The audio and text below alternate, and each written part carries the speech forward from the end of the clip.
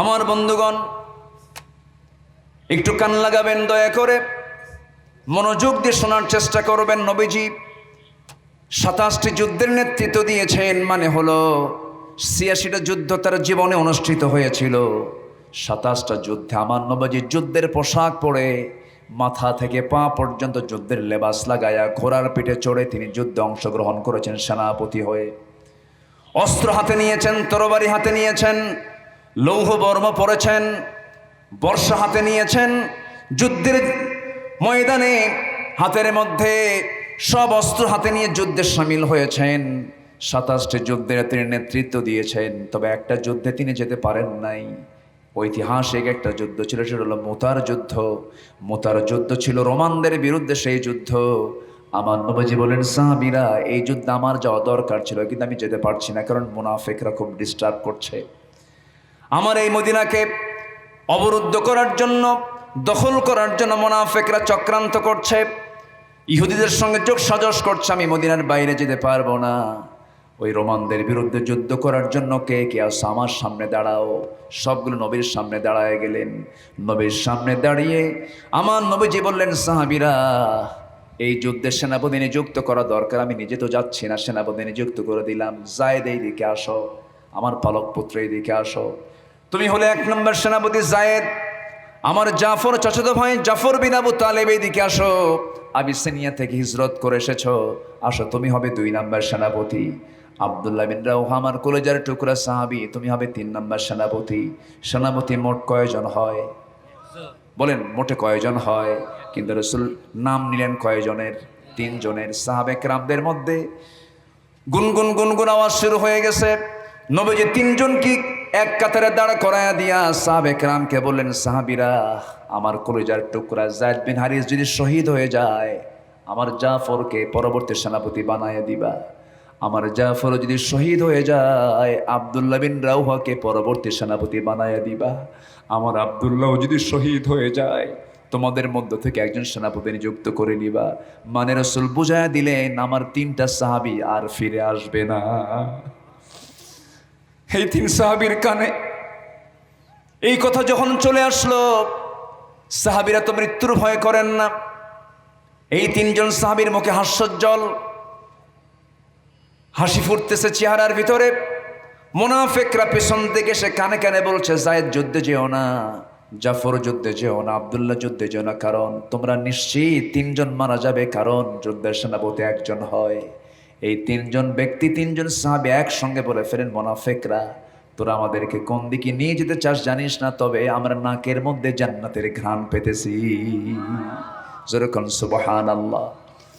আমার বন্ধুগণ, আমার নবীজি এই 3 জনকে দায়িত্ব দিয়ে পাঠায় দেবেন। এমন সময় বলেন, জায়েদ তোমার সঙ্গে আমার জীবনের শেষ সাক্ষাৎ হতে পারে, যাও পরিবারের কাছ থেকে বিদায় নিয়ে আসো। তিনি বলছেন, হুজুর কোথায় আর যাবো, আয়েশা আমার মা, আপনি আমার আব্বা, যাওয়ার কোনো জায়গা নাই, নাকের মধ্যে জান্নাতের ঘ্রাণ পেতেছে হুজুর, যুদ্ধে আমি রওনা দিয়ে দিলাম। জাফর বিন আবু তালেবকে রাসূল বলেন, আমার চাচাতো ভাই, বউকে সময় দিতে পারো নাই, আবিসিনিয়ায় ছিলাম, সন্তানদের কাছ থেকে বিদায় নিয়ে আসো, যাও যাও, আমি বলে দিচ্ছি। জাফর বিন আবু তালেব বলছেন, হুজুর আমারও যাওয়ার প্রয়োজন ছিল না, আপনি বলার কারণে আমি পরিবারকে একটু সময় দিয়ে আসি। দরজার সামনে গিয়ে দাঁড়ালেন, দরজা খুলে গেল, মুসকে মুসকে হাসি মেরে সন্তান 2টাকে 2 উরুর উপরে বসায় রেখে আদর করলেন। স্ত্রীর দিকে তাকায় বলছেন, স্ত্রী আমার, আমি তোমাকে একটু ভালো করে দেখে নিচ্ছি, চিরদিনের মতো আমাকে বিদায় দিয়ে দাও। মুতার যুদ্ধের সেনাপতি নিযুক্ত হয়েছি, যুদ্ধ করে যেন শহীদ হয়ে আল্লাহর জান্নাতে যেতে পারি। তারা জান্নাতকে কত কাছে টেনে নিয়েছেন, আল্লাহকে কত কাছে টেনে নিয়েছেন। আমার বন্ধুগণ, এই কথা বলা মাত্রই স্ত্রীর চোখ পানি টলমল করছে। স্ত্রী কাঁদতে কাঁদতে বলছেন, স্বামী আমার, যুদ্ধে যেতে বাধা দেব না, অবশ্যই যুদ্ধে যাবেন। কেন যুদ্ধে যাবেন না, জিহাদে কেন যাবেন না, যান, কিন্তু আমার সন্তানগুলো ছোট ছোট, আপনি মারা গেলে তো, শহীদ হলে তো সন্তানগুলো এতিম হয়ে যাবে। এই এতিম সন্তান নিয়ে আমি কাটাবো সময় কেমন করে? অতএব আমি আপনার জন্য দোয়া করি, অন্তত আপনি যুদ্ধে যে শহীদ না হয়ে গাজী হয়ে আমাদের মাঝে ফিরে আসেন। সঙ্গে সঙ্গে স্ত্রীর বাম হাতটা টান মেরে ধরে তরবারি আস্তে করে বের করে তরবারের উল্টা দিয়ে একটা স্ত্রীর হাতে আঘাত করলেন আর বললেন, স্ত্রী আমার, তরবারিতে তোমার হাতে মেরেছি, হাত কাটছে নাকি না কাটে নাই কেন? উল্টা করে মেরেছেন, উল্টা দিকে আঘাত করেছেন। আব্দুল্লাহ জাফর ইবনে আবু তালিব বলছেন, আমার স্ত্রীরে আমি তোমাকে আঘাত করলাম তরবারের উল্টা দিক দিয়ে, এই জন্য কাটলো না। আমার জন্য যত উল্টা দোয়া করো সেই উল্টা দোয়া কবুল হবে না, কারণ আমি নিশ্চিত আমি শহীদ হয়ে যাব, কারণ নাকের মধ্যে আমি জান্নাতের ঘ্রাণ পেতেছি। আমার আগে একজন সেনাপতি, পরে একজন সেনাপতি, আমার জন্য দোয়া করো আমি যেন শহীদ হয়ে যাই। এই কথা বলে জাফর বিন আবু তালেব সন্তানদের দিকে আর তাকালেন না, চক্ষু বন্ধ করে দরজা খুলে দৌড় মারলেন পেছন থেকে। সন্তানগুলো বারবার আব্বা আব্বা বলে ডাকে, কাটা কবুতরের মতো ছটফট করে, একটা বারের জন্য ফিরে তাকালেন না। যুদ্ধে ঝাঁপিয়ে পড়লেন জাফর। আব্দুল্লাহ বিন রাওহা রাদিয়াল্লাহু তাআলা আনহু, নবীজি বলেন, আব্দুল্লাহ যাও পরিবারের কাছ থেকে বিদায় নিয়ে আসো। আব্দুল্লাহ বিন রাওহা নতুন বিয়ে করেছেন, দুপুরবেলা, হাতে তার রং লাগানো আছে, বউটা তার সুন্দরী বউ, ঘরে এখনো সাজিয়ে রেখেছেন। ঘরের সামনে গিয়ে দরজা করলেন কি, পিছন দিকের সেকলটা লাগায় দিলেন, সিটকিনি লাগায় দিয়া বলছেন, স্ত্রী দরজা খোলার চেষ্টা করলেও দরজা খুলতে পারবা না, আমিও ভিতরে যাব না, সময় নেই, জিহাদে যেতে হবে, শুধু তোমার কাছ থেকে বিদায় নিতে আসলাম। আমি যুদ্ধে যাচ্ছি, আমি যেন শহীদ হয়ে যাই, আমার জন্য দোয়া করো, আমি তোমার জন্য দোয়া করি, আল্লাহ যেন কিয়ামতের দিন হাসরের ময়দানে যেন আল্লাহ তাআলা তোমার সঙ্গে আমার সাক্ষাৎ ঘটায় দেন। আমি তোমার কাছ থেকে বিদায় নিয়ে যাচ্ছি। স্ত্রী বলছেন, স্বামী আমার, আমি আপনাকে চিনলামই না, আপনি দেখতে কেমন, শুনতে কেমন কিছুই জানলাম না, কেবল বিয়ে হলো, একটা বারের জন্য আমাকে দেখার সুযোগ দিয়ে দেন, আমি যেন হাসরের ময়দানে আমি আপনাকে যেন চিনতে পারি স্বামী হিসাবে। এবার আব্দুল্লাহ বলছেন, আমার স্ত্রী, আল্লাহর কসম করে বলি আমি ভিতরে ঢুকবো না, সময় নাই, জিহাদের ময়দানে যেতে হবে, আমার জন্য দোয়া করো, আমার মৃত্যুর পর তোমার যদি কোনো স্বামী তোমার জীবনে না আসে, কোনো স্বামী যদি গ্রহণ না করো, হাসরের ময়দানে তোমার আমার মাঝে পরিচয় করে দেওয়ার দায়িত্ব আমার আল্লাহ নিজে নিয়ে নিবে। যুদ্ধে ঝাঁপিয়ে পড়লেন, যায়েদ বিন হারিস শহীদ হয়ে গেলেন, জাফর বিন আবু তালেব শহীদ হয়ে গেলেন, আব্দুল্লাহ বিন রাওহা শহীদ হয়ে গেলেন। যুদ্ধের ভিতরে এক পক্ষের সৈন্য সংখ্যা হলো 1 লক্ষ, ওই দিকে মুসলমানদের সৈন্য সংখ্যা হলো মাত্র 3000। কোথায় 3000, কোথায় 1 লক্ষ? সেই রোমানদের আধুনিক অস্ত্র শস্ত্রে সজ্জিত রোমান সৈনিকরা। 3 জন সেনাপতি যখন দুনিয়া থেকে বিদায় নিলেন, আব্দুল্লাহ বিন রাওহার শাহাদাত বরণ করার সঙ্গে সঙ্গে খালিদ বিন ওয়ালিদ রাদিয়াল্লাহু তাআলা আনহু সঙ্গে সঙ্গে করলেন কি, কালেমার জান্নাতের মধ্যে নিয়া যুদ্ধ চালালেন। যুদ্ধ চালাতে চালাতে এক পর্যায়ে দেখা গেল ওই 3000 সৈন্যকে কয়েক ভাগে ভাগ করে 1 লক্ষ সৈন্যকে দুনিয়া থেকে তিনি 1 লক্ষ সৈন্যের বিরুদ্ধে তিনি মোকাবেলায় দাঁড়াতে গিয়া তিনি নিজে খালিদ বিন ওয়ালিদ 7 থেকে 8টা তরবারি ভেঙে চুরমার করে ফেললেন। 1 লক্ষ সৈন্য পরাজিত হলো মাত্র 3000 সৈন্যের কাছে। কার সাহায্যে? আসতে বলবেন না, কার সাহায্যে? আল্লাহর সাহায্যে পরাজিত হলো রোমান সৈনিকরা। রোমানদের পরাজয় হয়ে যাওয়ার পর 3000 সৈন্যের বিরুদ্ধে রোমানরা টিকতে পারল না, কারণ ওই 3000 সৈন্যদের সাথে সাহায্যের হস্ত প্রসার করেছেন তিনি আমার কে। মুসলমানদের বিজয় হয়ে গেল। খালিদ বিন ওয়ালিদ কালিমার বিজয়ী পতাকা নিয়ে হাতের মধ্যে নিয়ে ছুটে চললেন মদিনার দিকে। মদিনার ভিতরে যখন ঢুকে গেলেন, নবীর সঙ্গে যখন দেখা হয়ে গেল, সালাম বিনিময় হলো, আমার নবীজি কিচ্ছু বললেন না। যুদ্ধে জয় হলো না পরাজয় হলো, আগেই প্রশ্নগুলো না করে রাসূল প্রথমেই বলে ফেলেন, সাহাবীরা জিহাদে অংশগ্রহণ করেছো ভালো কথা, নামাজটা ঠিক মতো আদায় হয়েছে নাকি? কথা কি বোঝা যায়? নামাজ কারা কারা পড়বা 5 ওয়াক্ত একটু হাত তুলে দেখান তো দেখি। জোরে বলি ইয়া আল্লাহ, আরো জোরে বলি ইয়া আল্লাহ।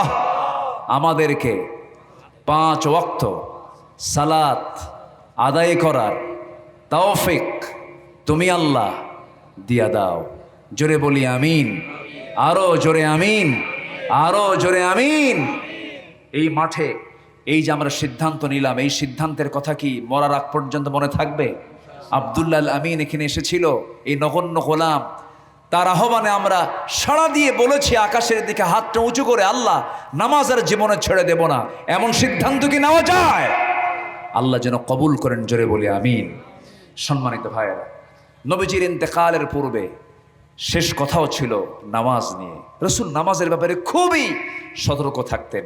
অনেক বাবা আছে সন্তানকে নামাজের ব্যাপারে বলে না, ফজরের সময় নাক ডেকে সন্তান ঘুমায়, বাপ মা চিন্তা করে বাজান খুব কষ্ট পাবেন, ডাকবো কেমনে, ফজরের সময় কি ডাকা যায়, সন্তানটার ঘুম নষ্ট হয়ে যাবে, আবার সকালবেলা স্কুল আছে, না ঘুমাক। কিন্তু আমার বন্ধুগণ, এটা ভাবতে হবে দুনিয়ার এই আরামটা আগে না জাহান্নাম থেকে বাঁচা দরকার আগে? বলেন বলেন বলেন বলেন বলেন। জাহান্নাম থেকে বাঁচতে হবে। ধরুন ফজরের সময় আপনার সন্তান ঘুমাচ্ছে, আপনিও দেখতেছেন, ওই সময়ে যদি ওই ঘরে যদি আগুন ধরে, তখন আপনি কি করবেন? আগুন ধরলে কি করবেন? বাবা ঘুমা, এটা বলবেন? ঘরে আগুন ধরেছে, শুধু বাঁচানো না, ওর স্বাস্থ্যের ক্ষতি হবে না, কি ক্ষতি হবে এত চিন্তা করার সময় তো নাই। যা শুধু জড়সড় করে ধইরা তাড়াতাড়ি টেনে হেঁচড়ে ঘর থেকে বের করে নিয়ে যাবে, কারণ আগুন তাকে জ্বালিয়ে শেষ করে দেবে। দুনিয়ার আগুন আর কতটুকু দাহ্য শক্তি আছে? নামাজকে ছেড়ে দিলে পরে তার চাইতে বড় জাহান্নামের আগুন আছে না নাই? আছে। আজান হওয়ার সঙ্গে সঙ্গে যে পিতা তার সন্তানকে নামাজে ডাকতে ব্যর্থ হয়, সে হচ্ছে ব্যর্থ পিতা, অসভ্য পিতা, অযোগ্য পিতা, ঠিক কিনা? এজন্য আমরা এই ব্যাপারে সতর্ক থাকবো। জোরে বলি ইনশাআল্লাহ। আমার নবীজি ইন্তেকাল করবেন, ইন্তেকালের সময় হয়ে গেছে, আমার নবীজি মারা যাবেন। আম্মা জান আয়েশা বর্ণিত হাদিস, তিনি লম্বা হাদিস বর্ণনা করেছেন। রসুল মারা যাবেন, আমার ঘরকে তিনি চয়েস করলেন, আমার ঘরের দিকে তিনি আসলেন। আমি আমার দরজা খুলে দিলাম, নবীজি আমার ঘরের মধ্যে ঢুকলেন। রবিউল আউয়াল মাস, বলছেন আমার আয়েশা আমার শরীরটা ভালো যাচ্ছে না, আমি মনে হয় বাঁচবো না, দুনিয়া থেকে বিদায় নিয়ে নেব। ও আয়েশা, আমাকে একটু মাথায় পানি ঢেলে দাও, মাথায় প্রচণ্ড ব্যথা। নবীজির মৃত্যুর পূর্বে দুটো রোগ বেশি প্রকাশ পেয়েছিল, একটা হলো প্রচণ্ড জ্বর, আরেকটা হলো প্রচণ্ড মাথা ব্যথা। নবীজি দুনিয়া থেকে বিদায় নেবেন, বিদায় নেওয়ার সময় একবার হুঁশ একবার বেহুশ, প্রচণ্ড জ্বর, প্রচণ্ড মাথা ব্যথা, মাথায় পানি ঢেলে দেওয়া হলো। নবীজি বালিশ তার হাতে দেওয়া হলো। রসুল বলেন বালিশ নেব না আয়েশা, তোমার উরুটা বিছায় দাও। উরুতে মাথা রেখে তিনি ঘুমিয়ে পড়লেন, বিশ্রাম নিচ্ছিলেন। এমন সময় বেলাল আজান দিয়ে দিলেন। বেলাল যখন আজান দিল, আমার নবীজি আস্তে করে উঠে বসলেন। বসে তিনি একাই ওঠার চেষ্টা করছিলেন, তিনি মাথা ঘুরে আবার পড়ে যেতে নিচ্ছেন। আম্মা জান আয়েশা তাকে ধরে আবার আস্তে করে শোয়া দিলেন। রসুল বলছেন আয়েশা রে, বেলাল তো আজান দিল, আমি তো যেতে পারতেছি না। আম্মা জান আয়েশা বলছে না, ইয়া রাসূলুল্লাহ, আপনার যাওয়ার তো মতো কোনো সামর্থ্য আপনার নাই, শক্তিটা আপনার নাই। নবীজি আমার বললেন, ওরে আয়েশা, আমার সাহাবীরা তো আমার অপেক্ষার প্রহর গুনবে, আমি কখন যাব? আজান তো দিয়ে দিল আমার বেলাল তো আজান দিয়ে দিল, এখন নামাজটা পড়াবে কে? আস্তে করে আমার নবীজি বলছেন আয়েশা রে, আমার বন্ধু, আমার বাল্য জীবনের বন্ধু, আমার হিজরতের বন্ধু, আমার 3 বছরের ছোট, আমার প্রিয় সাহাবী আমার আবু বকরকে বলে দাও, আমার মুসল্লায় দাঁড়ায়া যেন সে আমার দায়িত্বটা পালন করে নেয়। আম্মা জান আয়েশা এটা আস্তে করে ডাক দিয়ে জানায়া দিলেন। নামাজ শুরু হয়ে যাবে, নবীর মুসল্লা আরেকজন দাঁড়ায় গেছে। সাহাবে কেরামদের মধ্যে হাউমাউ শুরু হয়ে গেছে, হাউমাউ করে কান্নাকাটি শুরু হয়ে গেছে। আওয়াজ দিয়ে দিয়ে সবাই কান্নাকাটি করতেছেন। আমার নবীজি সেই কান্নার আওয়াজ তার কানে যখন আসে, নবীজিও কেন্দে কেন্দে অস্থির হয়ে যাচ্ছেন। বলছেন আয়েশা রে, আমার সাহাবীরা কান্দে, নামাজ তো শুরু হয়ে গেছে। আমার নবীজি বলছেন আয়েশা, তুমি আমাকে ধরো তো, আমার সাহাবীরা কেমন করে নামাজ পড়ে, আমি একটা নামাজের চিত্রটা দেখতে চাই। আমার নবীজি আস্তে করে আম্মা জান আয়েশার ঘাড়ে হাত দিয়া তার উপরে ভর করে খোঁড়ায় খোঁড়ায় জানালার কাছে গেলেন। সাহাবে কেরাম নামাজ পড়তেছিলেন, মসজিদে নববীর ভিতরে নামাজ পড়তেছিলেন। সাহাবীরা রুকুতে যান, সেজদার মধ্যে যান। আমার নবীজি তার চোখের কোনা বেয়ে বেয়ে টপ টপ করে পানি পড়ছিল। নবীজি কান্দেন কিন্তু কোনো আওয়াজ নাই, কিন্তু চোখের কোনা বেয়ে বেয়ে টপ টপ করে পানি পড়ছে, দাড়িগুলো ভিজে যাচ্ছে, গাল ভিজে যাচ্ছে। আম্মা জান আয়েশা হাত দিয়ে মুছে দিচ্ছেন পানিগুলো, চোখের পানিগুলো মুছে দিয়ে বলে না, ইয়া রাসূলুল্লাহ, আপনি কান্দেন কেন? আপনার সাহাবীরা তো নামাজ পড়ছে, আল্লাহর হক আদায় করছে। আমার নবীজি বলছেন আয়েশা রে, আমার যে চোখের পানি বের হতে দেখতেছো, এটা আমার কষ্টের চোখের পানি নয়, এটা আমার দুঃখের চোখের পানি নয়, এটা আমার চরম আনন্দের চোখের পানি। তুমি কি জানো আয়েশা, এই নামাজ যখন মক্কায় পড়তে নিছি, আমার কাফের মুশরিকরা আমার সামনে এসে আমার পিঠের উপর উটের পচা নারী ভুঁড়ি চাপায়া দিয়েছে। এই নামাজ পড়তে নিয়ে মক্কাবাসী কত ডিস্টার্ব করেছে। এই নামাজ কায়েমের জন্য তায়েফের ময়দানে আমাকে রক্ত ঝরাতে হয়েছে। এই নামাজ কায়েমের সংগ্রাম করতে গিয়ে আমাকে উহুদের ময়দানে দন্দন মোবারক শহীদ করতে হয়েছে। এই নামাজ কায়েমের সংগ্রাম করতে গিয়া আমার চাচা আমির হামজার বুকে বুক ফেড়ে কলেজাটা বের করে চিবিয়ে চিবিয়ে তারা প্রতিশোধ নিয়েছে। আমার চাচা আমির হামজার কান কেটে ফেলা হয়েছে, হাত কেটে ফেলা হয়েছে, পা কেটে ফেলা হয়েছে, নাক কেটে ফেলা হয়েছে, চোখ তুলে ফেলা হয়েছে। আমার প্রিয় সাহাবী আব্দুল্লাহ বিন জাহাসের নাক, চোখ, কান, নাক সব কেটে ফেলা হয়েছে। এত কষ্টের মধ্য দিয়ে আজকে এই নামাজটা কায়েম হয়েছে। এই নামাজের সুন্দর দৃশ্য আমাকে এই জন্যই কাঁদিয়ে তুলল। আয়েশা রে, আমি মনে হয় বাঁচব না, আমি দুনিয়া থেকে বিদায় নিয়ে নেব। আম্মা জান আয়েশা সিদ্দিক রাদিয়াল্লাহু আনহা তার উরুতে রসুলকে শোয়া রাখলেন। আবার রসুল বলছেন, আয়েশা মুখটা কেমন যেন দুর্গন্ধ মনে হয়, আমার গন্ধ গন্ধ মনে হচ্ছে, মালাকুল মউত তো চলে আসবে, দেখো তো মেসওয়াক পাওয়া যায় নাকি। নবীজির পকেটে মেসওয়াক ছিল না। মেসওয়াকের জন্য তিনি করলেন কি, তার ভাইকে ডাক দিলেন, একটা মেসওয়াক এনে দেওয়া হলো। আম্মা জান আয়েশা মেসওয়াকটার আগে শক্ত দেখে চাবায় চাবায় নরম করে দিয়া আমার নবীর হাতে যখন দিয়ে দিলেন, আমার নবী মেসওয়াক শুরুর আগে মেসওয়াকের আগায় লেগে থাকা থুতুগুলো চুষে চুষে পান করছেন। আম্মা জান আয়েশার দিকে তাকায় আমার নবী মৃত্যুর পূর্ব মুসকে মুসকে হাসি মেরে বলছে, আয়েশা রে, আমি তোমার জীবনের শেষ খাবার আমি খেলাম, আমি তোমার মুখের লালাটা চুষে চুষে পান করলাম, আমি তোমাকে দারুণ ভালোবাসি। এরপর আমার নবী আম্মা জান আয়েশার মুখে সুন্দর একটা মুস্কি হাসি উপহার দিলেন। নবীজি দুনিয়া থেকে বিদায় নেবেন তার আগ দিয়ে রাসূল আস্তে করে বলছেন, দেখো তো আমার কলিজার টুকরা ফাতিমা কোথায়। ফাতিমার নাম নেওয়ার সঙ্গে সঙ্গে দরজার সামনে ফাতিমা হাজির হয়ে গেছেন। রাসূল তাকে আস্তে করে তার শিয়রে ডাক দিলেন, কানের মধ্যে মুখ ঢুকায় বলছেন, ফাতিমা রে, আমার বিদায়ের সময় হয়ে গেছে। দুনিয়াতে তুই কাছাকাছি ছিলি, তুই তো আমার কাছাকাছি থাকবি। ফাতিমার কান্না বন্ধ হয়ে গেল। নবীজি দুনিয়া থেকে বিদায় নেবেন, বলছে না, ও আয়েশা দেখো তো ঘরের মধ্যে কোনো কিছু আছে নাকি। তন্ন তন্ন করে খোঁজে 6 খণ্ড স্বর্ণের টুকরা পাওয়া গেল। স্বর্ণের বারগুলো হাতের মধ্যে নিয়ে বলছেন, আয়েশা এতটুকু সম্পদ আমি আমার ঘরে রেখে যেতে চাই না, আমি আল্লাহর দিন কায়েমের জন্য, আল্লাহর দিনের পথে আমি এই স্বর্ণগুলো দান করে চলে গেলাম। আর আয়েশা একটা কথা জেনে রেখে দিও, আমার মুখ থেকে সর্বশেষ হাদিস আমার উম্মতকে জানায় দিবা, আমার উম্মতরা যেন কখনো 5 ওয়াক্ত নামাজ না ছেড়ে দেয়। যেরকম সুবহানাল্লাহ। আমার নবী ইঙ্গিত দিচ্ছেন আমার উম্মতরা যেন নামাজটা না ছেড়ে দেয়। হাসরের ময়দানে ওই সমস্ত নামাজি যারা নামাজ পড়েছে তাদের চেহারায় নূরের চমক চমকতে থাকবে। আমি রাসূল ওই নূরের চমকগুলো দেখব, তাদেরকে বেছে বেছে নিয়ে আমি রাসূল আমি সহ ওই সমস্ত উম্মতগুলোকে নিয়ে একসঙ্গে জান্নাতের মধ্যে ঢুকে যাব। আল্লাহ তুমি আমাদের সবাইকে নামাজ হিসেবে কবুল করো। জোরে বলি আমিন, আরো জোরে আমিন। নামাজটা কার হক? আসতে বলেন, নামাজটা কার হক? আল্লাহর হক। সবার আগে আল্লাহর হক আদায় করব, কারণ আমার চোখ কে দিয়েছেন, আমার হাত কে দিয়েছেন, আমার পা কে দিয়েছেন, মাথা থেকে পা পর্যন্ত সব কার অবদান? আসতে বলবেন না, কার অবদান? আল্লাহর অবদান। রাস্তায় চলতে গেলে চোখের মধ্যে ধুলাবালি ঢোকে, ধুলাবালি ঢোকার সঙ্গে সঙ্গে চোখ থেকে কি বের হয়? হ্যাঁ, এই টিউবওয়েলের পানি বের হয়? টিউবওয়েলের পানি না, সাধারণ কোনো পানি নয়। এটা কিছু শ্লেষ্মা, কিছু পিচ্ছিল পদার্থ, ইলেকট্রোলাইটের জটিল সংমিশ্রণ। এটা আপনি যত তীব্র শীতাঞ্চলও আপনি থাকেন না কেন, চোখের পানি এটা কখনো বরফ হবে না। যদি বরফ হয়ে যেত তাহলে চোখ তো হ্যাং মারত। আল্লাহ তাআলা চোখে পানির মধ্যে চোখটা ভাসিয়ে রেখেছেন, পিছনে লক্ষ লক্ষ রগ আল্লাহ তাআলা সেট করে দিয়েছেন। আল্লাহ তাআলা এই চোখটা বানিয়ে বলছেন, আলাম নাজআল লাহু আইনাইন, আমি কি তোমার জন্য 2টা চোখ বানিয়ে দেই নাই? এই চোখ শুধু বানান নাই তিনি, এই চোখটাকে তিনি সচল রাখার জন্য স্থায়ী মলমের বন্দোবস্ত তিনি করেছেন। সকালবেলা ঘুম থেকে উঠে চোখের 2 কোণায় কি কালার দেখা যায়? কি কালার? সাদা পিছলি দেখা যায় না? এটা কি সাদা পিছলি না, এটা মলম। এই মলম কে দিয়েছেন?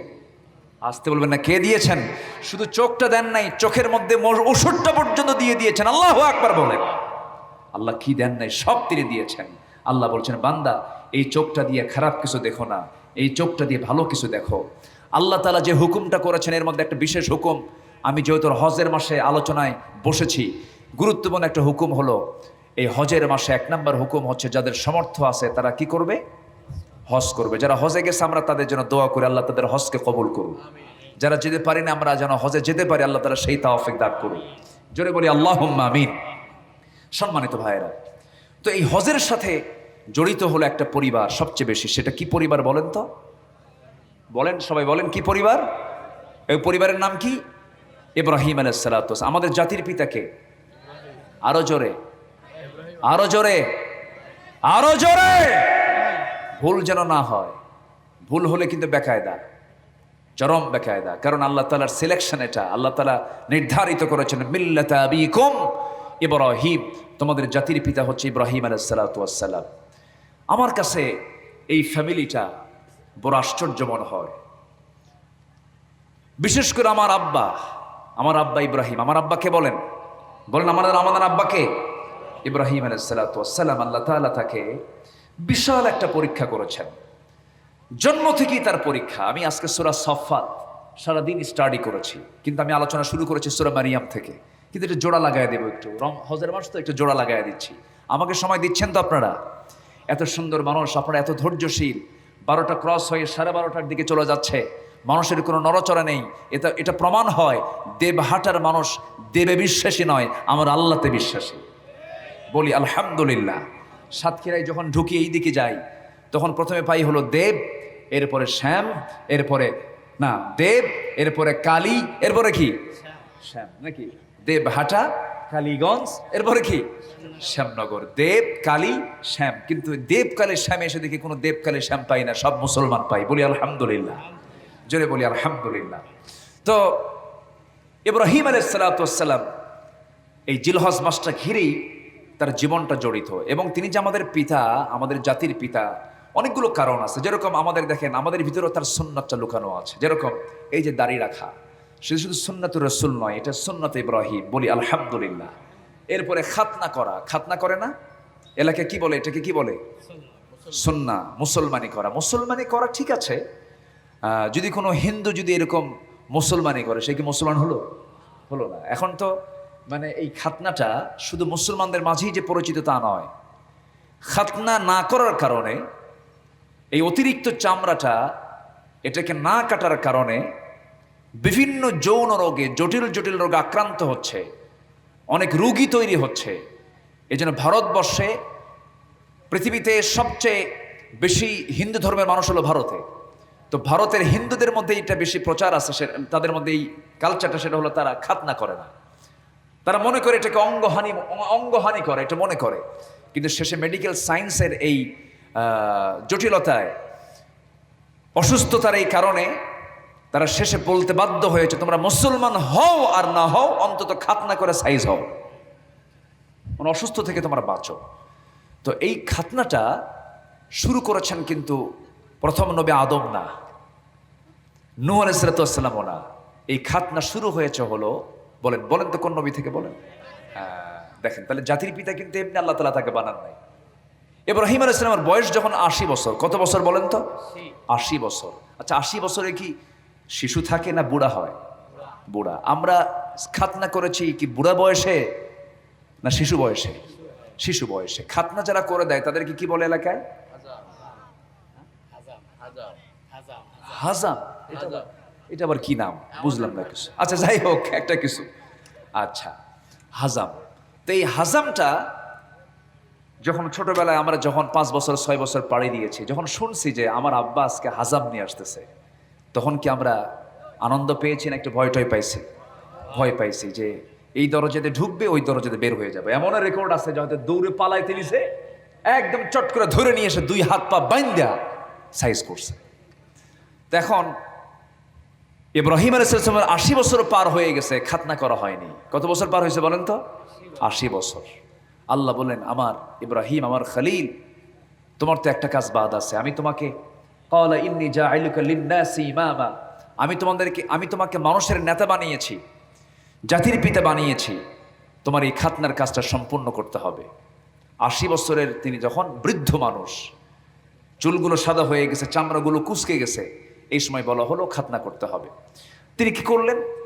আল্লাহ, আমি খাতনা করব, ভালো কথা, কিভাবে করব? ওই সময় তো আর অন্য কোনো ব্যক্তির মধ্য দিয়ে তার লুঙ্গি খুলে তো সতর দেখানো সম্ভব না। দেখি সম্ভব বলেন?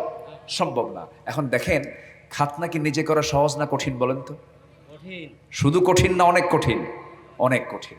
বলা হলো ইব্রাহিম তোমার খাতনা তোমাকেই করতে হবে। উনি করলেন কি, একটা 22লা নিলেন। 22লা আগের কাঠমিস্ত্রির আগের যুগে, এখন তো মেশিন দিয়ে কাজ করে। কাঠমিস্ত্রি যারা, উড কার্পেন্টার যারা, কাঠমিস্ত্রি যারা, তারা কি করে, ওই যে আগের যুগে ওই যে 22লা যেটা যে বগলের নিচে থুইয়া, এটাকে কি বলে? 22 22 বলে না, না কি বলে? হ্যাঁ 22 না, 22 না, হ্যাঁ 22 বলে। এখনকার আধুনিক ছেলেপেলেরা এগুলো জানবে না, এগুলো তো এখন ব্যবহার কমে গেছে।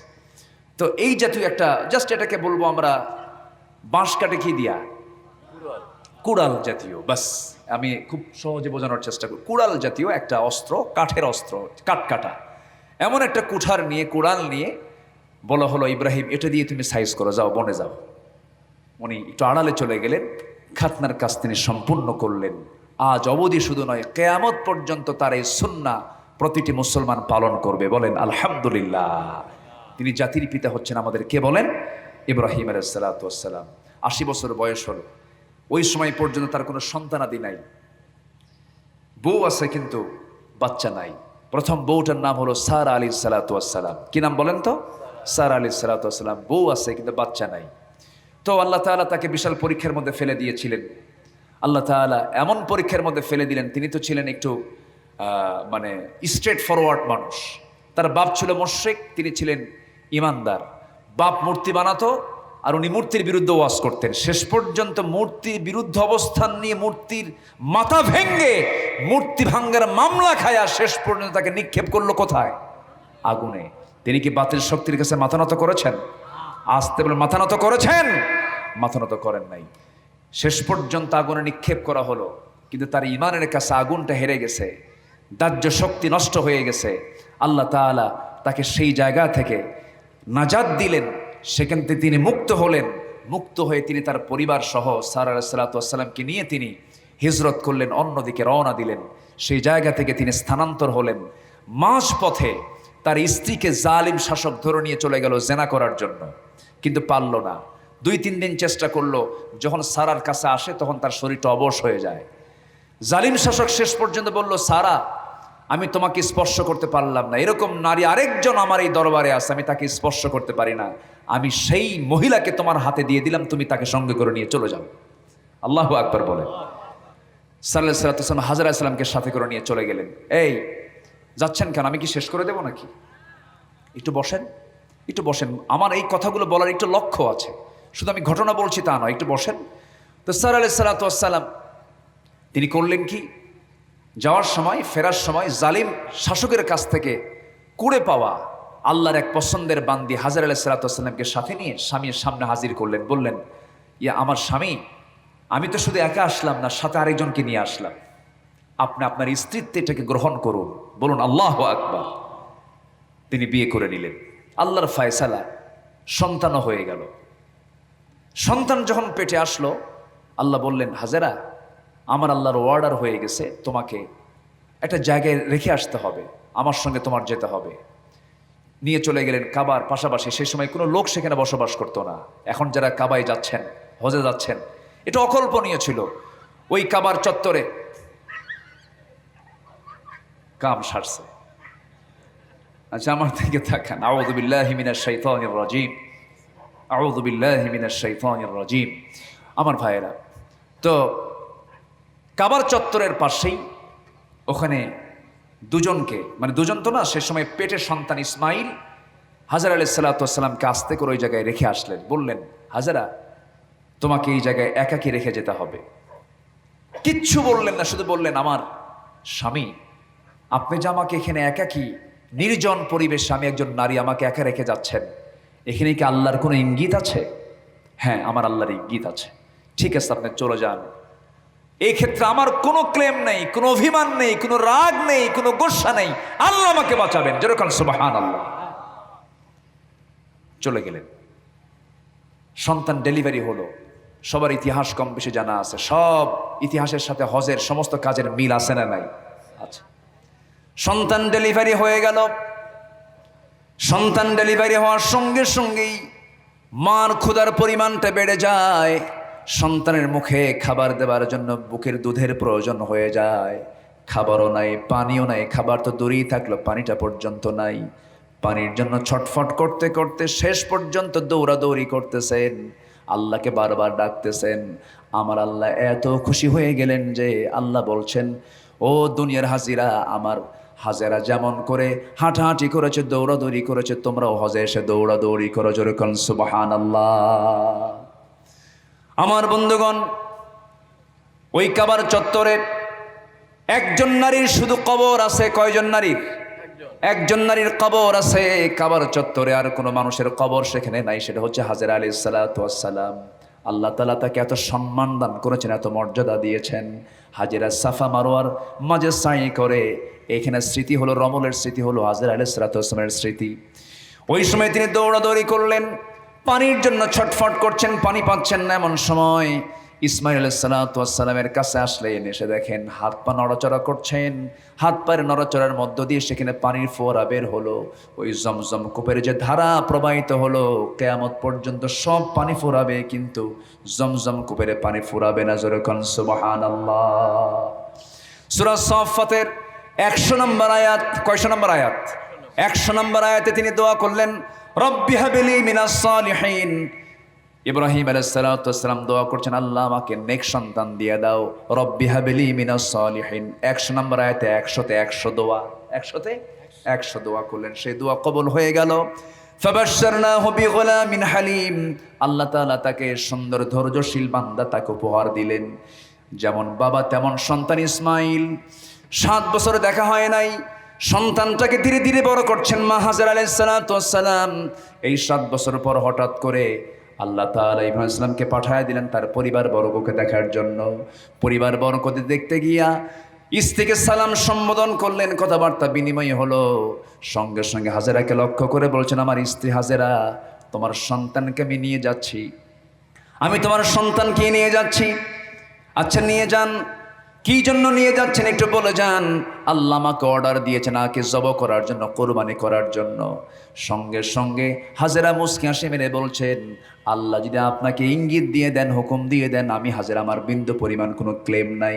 দেখেন 7 বছরে দেখে নাই, অভিমান তো থাকার কথা ছিল, রাগ করার কথা ছিল, খোঁজ খবর নাও না, কোনো কিছু নাও না, এরকম কোনো অভিযোগ দিয়েছে নাকি?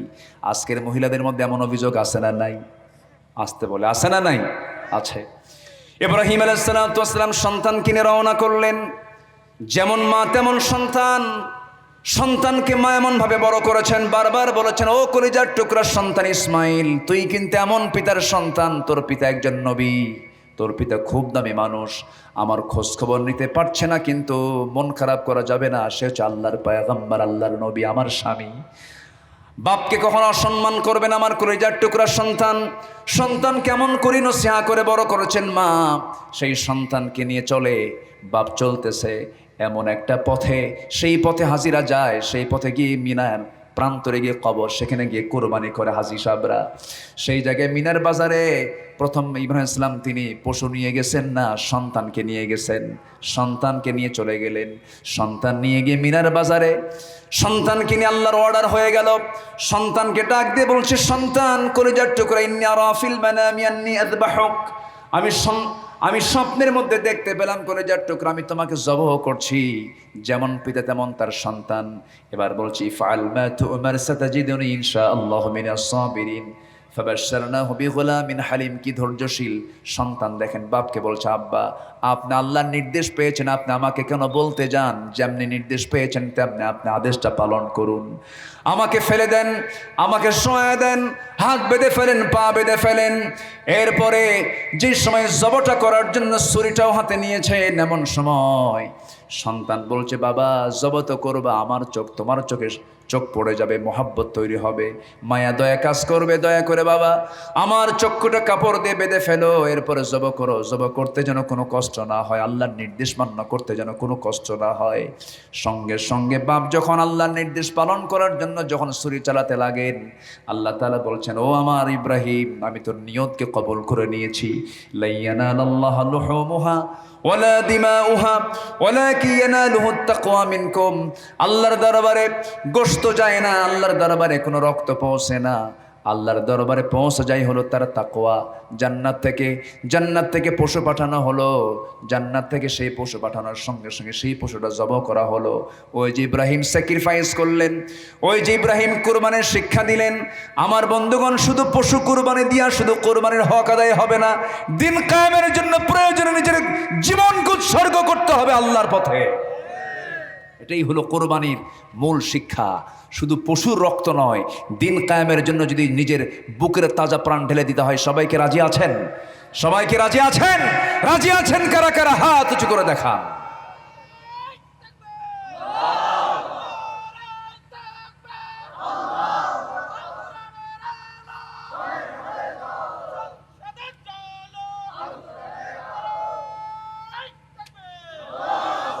আল্লাহ তুমি সবার হাতকে কবুল করো। জোরে বলি আমিন। আরো জোরে আমিন, আরো জোরে আমিন। এখন সামনে আর কয়েকদিন পরই তো গরু জবাই হবে। অনেকে বলে, ভাই তুমি কি গরু না ছাগল? ভাই আমি ছাগল, তুই গরু। ছোট গরু না বড় গরু? কে বড় গরু, কি ঠিক আছে না? আচ্ছা, এখন এই গরু জবাই নিয়া দেখবেন এই কোরবানির কয়েকটা দিন কিছু মানে পশুপ্রেমী, কিছু পশুপ্রেমী এরা বলে যে আল্লাহ তাআলা এটা কি হুকুম দিল, একদিনে লক্ষ লক্ষ প্রাণী জবাই করা হয়, এটা পশুদের প্রতি চরম পশুত্ব আচরণ। ওরে বাপরে বাপ, কি দয়া মায়া দেখছেন। এদিকে মুরগির রান আর গ্রিল খায় রীতিমতো হোটেলে গিয়া। ওটা কি পশু না? ওটার কি প্রাণ আছে না নাই? প্রাণ আছে না নাই? আছে। ওরা বলে জবাই করে প্রাণী কষ্ট পায়, জবাই করে প্রাণী কষ্ট পায়, এই কষ্ট দেওয়ার মধ্যে এটা কি ইবাদত? এই জাতীয় মন্তব্য করে। জাস্ট আমি আপনাকে এটার যুক্তি খণ্ডন নয়, এটা ইসলামিক পদ্ধতিতে যে আল্লাহ তাআলা বলছেন তোমরা জবাই যখন করতে যাবে তখন সেই অস্ত্রটা হবে কি ভোঁতা না ধারালো? বলেন, ভোঁতা না ধারালো?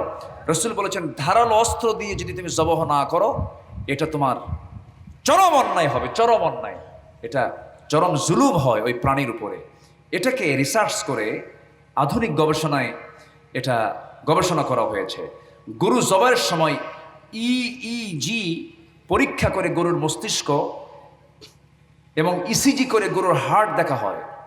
একটা গবেষণায় পরীক্ষায় দেখা যায় জবাইয়ের প্রথম 3 সেকেন্ডে ওই পরীক্ষার ভিতরে কোনো পরিবর্তন দেখা যায় না, অর্থাৎ গরু কোনো ব্যথা অনুভব করে না। পরের 3 সেকেন্ডে ইইজি রেকর্ডে দেখা যায় গরু গভীর ঘুমে আচ্ছন্ন থাকার মতো সে অচেতন হয়ে থাকে এবং শরীর হতে প্রচুর রক্ত বের হয়ে যাওয়ায় ব্রেইনে রক্ত সরবরাহ হয় না বলে এ অচেতন অবস্থায় থাকে। ব্রেনে কোনো রক্ত থাকে না, সে কষ্ট অনুভব করে না। এই 6 সেকেন্ড পরে গ্রাফে, ওই ইজি গ্রাফে 0 লেভেল দেখাচ্ছিল। অর্থাৎ তার মানে গরু যখন তাকে ধারালো অস্ত্র দিয়ে জবাই করা হয় তখন সে তার মৃত্যু পর্যন্ত চুল পরিমাণ কোনো ব্যথা অনুভব করতে পারে না। আলহামদুলিল্লাহ বলেন। একটা রিল্যাক্স রিয়াকশনের মধ্য দিয়ে তার মৃত্যু হয়ে যায়। সম্মানিত ভাইয়েরা, সম্মানিত বন্ধুগণ, পৃথিবীর যত প্রাণী আছে সমস্ত প্রাণীগুলো আমাদের খেদমতের জন্য কে বানিয়েছেন? আসতে বলবেন না, কে বানিয়েছেন? বাঘ যখন হরিণকে খায় তখন কি মায়া লাগে না? দেখে কিন্তু খুব কষ্ট হয়, হারে সুন্দরবনের এই বাঘগুলো কেমন করে হরিণকে খায়। কিন্তু বাঘের রিজিকটা আছে কার ভিতরে? হরিণের ভিতরে আছে। এটা কার ফায়সালা বলেন? আসতে বলবেন না, কার ফায়সালা এগুলো? আল্লাহর ফায়সালা। আল্লাহ তুই বুঝেন আল্লাহ কাকে দিয়ে কি খাওয়াবেন, কি করবেন। সম্মানিত ভাইয়েরা, সম্মানিত বন্ধুগণ, আসুন এই জিলহজ মাসের গুরুত্বপূর্ণ যে ইবাদতগুলো আছে, বিশেষ করে সামনের যে কোরবানির পর্বগুলো আছে, দেখবেন অনেকে আছে কোরবানি দিতে নিয়ে মানুষকে দেখানোর জন্য দেয়। এটা ঠিক নয়। কোরবানি করবো আমরা কার জন্য বলেন তো? আল্লাহর জন্য করবো আমরা, আল্লাহকে খুশি করার জন্য করবো। আসুন আল্লাহ তাআলা আমাদের সবাইকে এই কোরবানির মাসে, জিলহজ মাসে আল্লাহ তাআলা আমাদেরকে তার পছন্দের বান্দার কাতারে শামিল করে নেন, তার পছন্দের কাজগুলো করার তৌফিক আমাদেরকে দান করেন। আমি আমার কথা আর বাড়াচ্ছি না, যতটুকুন হয়েছে আমরা বলে ফেলি আলহামদুলিল্লাহ। জোরে বলি আলহামদুলিল্লাহ। ও আচ্ছা, আয়াতের একটা প্রসঙ্গ বাদ পড়ে গেছে। 2টা কাজ না করলে আল্লাহ তাআলা জাহান্নামের গর্তের মধ্যে ফেলবেন। আপনি মনে রাখছেন? আল্লাহ, আমি তো ফাঁকি দেওয়ার সুযোগ, আমি ফাঁকি দিতে চাই না, আমার মনেই ছিল না, কিন্তু উনি পয়েন্টটা রাখছেন। আমি কি বলবো তাহলে? বলবো আরো 1 ঘন্টা যদি লাগে? হ্যাঁ, মানে এমন একটা সাবজেক্ট এটার ভিতরে আবার অনেক কথা আছে। আল্লাহ তাআলা বলছেন ওয়াত্তাবাউশ শাহাওয়াত, যারা নফসের দাসত্ব করবে, নামাজকে যারা ছেড়ে দেবে আর নফসের দাসত্ব করবে। নফসের রোগ আছে না নাই বলেন তো? নফসের মোটামুটি 14টা রোগ আছে। কটা রোগ আছে? এই 14 রোগের ব্যাখ্যা দিতে গেলে মিনিমাম 1.5 থেকে 2 ঘন্টা দরকার। হ্যাঁ, অনেক কথা। আমি এই জন্য এড়িয়ে যাচ্ছিলাম যে অনেক রাত হয়ে গেছে, আমি আর কষ্ট দেব না। অর্থাৎ নফস ভালো চায় না খারাপ চায় বলেন তো? খারাপ কিছু চায়। নফস চায় গাড়ি চাই, বাড়ি চাই, অর্থ চাই। এলোমেলো হয়ে একটা সুন্দরী নারী হেঁটে যাচ্ছে, তার দিকে চেয়ে থাকি, একটু মানুষকে ঠকাই, ওজনে কম দেই, জমির আইল ঠেলতে নিই, একটু বেশি করে আইল ঠেলি, আমিনকে আগের দিন বলে ফেলে আমিন, আগামীকালকে মাপ আছে, আমার জমি যেন একটু বেশি থাকে। এই যে একটা আমার বেশি পাওয়ার ধান্দা, এটা নফসের সমস্যা। তা আল্লাহ তাআলা বলছেন যারা নফসকে যারা পাত্তা না দিয়ে, নফসের দাসত্ব না করে আমার দাসত্ব করবে, যারা নামাজটা ঠিক রাখবে, এই দুটা কাজের জন্য আমি আল্লাহ তাকে জান্নাত দেব। আর দুটা কাজের যদি সে অনুসারী হয়ে যায়, নফসের দাসত্ব করে, নামাজ ছেড়ে দেয়, আল্লাহ বলছেন আমি তাকে জাহান্নামের গর্ত, গাই নামক গর্তের মধ্যে আমি তাকে ঢুকায়া ছাড়বো। আল্লাহ তুমি আমাদের এই দুটো অপকর্ম থেকে আমাদেরকে হেফাজত করো। জোরে বলি আল্লাহুম্মা আমিন। আল্লাহ রাব্বুল আলামিন বলেন إن الله اصطفى آدم ونوحا وآل إبراهيم وآل عمران على العالمين। আল্লাহ রাব্বুল আলামিন আদমকে, নূহকে, ইব্রাহিম আলাইহিস সালাতু ওয়াস সালামকে, আলে ইমরানের বংশধরকে আল্লাহ রাব্বুল আলামিন গোটা পৃথিবীবাসীর উপরে নির্বাচিত করেছেন, মর্যাদা দিয়েছেন। আমার বন্ধুগণ, সেই ইমরান কন্যা মারিয়াম বিনতে ইমরান আলাইহিস সালাতু ওয়াস সালামের নামে এই সূরার নামকরণ করা হয়েছে। যদিও তার জীবনী নিয়ে কোনো কথা বলা আমার উদ্দেশ্য নয়, নাম যেহেতু আসলো, শুধু নামটা আমি বলেই তার হালকা একটা পরিচয় দিয়ে ফেললাম। যে আয়াত থেকে আমি তেলাওয়াত দিয়ে শুরু করেছি, মহান রব্বুল আলামিন সে আয়াতের ভিতরে জাহান্নামের কিছু ভয়াবহতার কথা বলেছেন। কিছু কিছু অপরাধকে আল্লাহ রাব্বুল আলামিন খুব বড় অপরাধ বলে সম্বোধন করেছেন। এই পৃথিবীতে বান্দা কোন অপকর্ম করলে পরে অপকর্মের কিছু দিক আছে। আপনি একজনকে থাপ্পড় মারলেন, তার শাস্তি কিন্তু ফাঁসি হবে না, কিন্তু আপনি একজনকে গুলি করে মারলেন, তার শাস্তি থাপ্পড় মারার চাইতে কম হবে না, বেশি হবে, বেশি হবে। কিছু কিছু অপরাধ আছে ক্ষমার যোগ্য, কিছু কিছু অপরাধ আছে ক্ষমার অযোগ্য। আল্লাহ রাব্বুল আলামিন যে জায়গা থেকে আমি তেলাওয়াত দিয়ে শুরু করেছি, সেই জায়গায় মহান রাব্বুল আলামিন দুটো অপরাধকে এখানে নির্দিষ্ট করেছেন। এই দুইটা অপরাধ যার মধ্যে থাকবে, আল্লাহ রাব্বুল আলামিন তার ব্যাপারে বলছেন আমি শুধু তাকে জাহান্নাম দেব না, তাকে জাহান্নামের গর্তের মধ্যে ঢুকায় ফেলবো, জাহান্নামের গর্তের মধ্যে ঢুকায় ফেলবো। জাহান্নামের গর্তটা এত ভয়ঙ্কর, জাহান্নামের মধ্যে কিছু গর্ত থাকবে। এই জাগতিক জীবনে যে যদি কেউ ভুল করে ফেলে, তাকে জেলখানায় আটকে রাখা হয়। জেলখানার মধ্যে আরেকটা জেলখানা আছে, সেটা হলো সেল। জেলখানার মধ্যে কি আছে? সেল আছে। দাগি দামি আসামিদেরকে সে জায়গায় রাখা হয়। কমন আসামি যারা, তারা বাইরে থাকে। আল্লাহ রাব্বুল আলামিন বলছেন বান্দা, যে সমস্ত জাহান্নামীরা কমন অপরাধ করেছে তাদেরকে শুধু জাহান্নাম দেব, কিন্তু কিছু কিছু অপরাধ আছে যে অপরাধের শাস্তি আমি আল্লাহ রাব্বুল আলামিন শুধু জাহান্নাম দেব না, জাহান্নামের গর্তের মধ্যে ফেলবো, গর্তের মধ্যে ঢুকায় ফেলবো, আরেকটা সেলের মধ্যে ঢুকায় ফেলবো। যে গর্তগুলোকে জাহান্নাম পর্যন্ত ভয় পায়, এত ভয়ঙ্কর সেই জাহান্নামের গর্তগুলো। আল্লাহ রাব্বুল আলামিন সূরা মারিয়ামের 59 নম্বর আয়াত এবং 60 নম্বর আয়াত আমি তেলাওয়াত করেছি। এই তিনটা আয়াতকে সামনে রেখে কিছু কথা বলতে চাই। শোনার আগ্রহ আছে তো নাকি? আমি তো ভয় পাচ্ছি, 11:15 বেজে যাচ্ছে, না জেনে কখন আপনি আমারে থুইয়া মারেন দৌড়। আবার একে তো গরম, সব মিলে আমি টেনশনে আছি। আমাকে সময় দিচ্ছেন তো নাকি? এই মাহফিল সফল হবে আপনি গেলে না থাকলে। থাকলে আপনি যদি চলে যান, তাহলে মাহফিল তো আপনি বিফল করে ফেললেন। আমি আছি। আমি কেন বারবার বলছি? প্রচণ্ড গরম, আমি আপনাদেরকে কষ্ট দিচ্ছি কিনা জানি না। কষ্ট পাচ্ছেন না তো আপনারা? আচ্ছা, একটু কষ্ট করি আমরা। হাসরের ময়দান আসবে একদিন, আসবে না? হাসর আসবে। 50,000 সানা, 50,000 বছর চলে যাবে, বিচার শুরু হবে না। 50,000 বছর।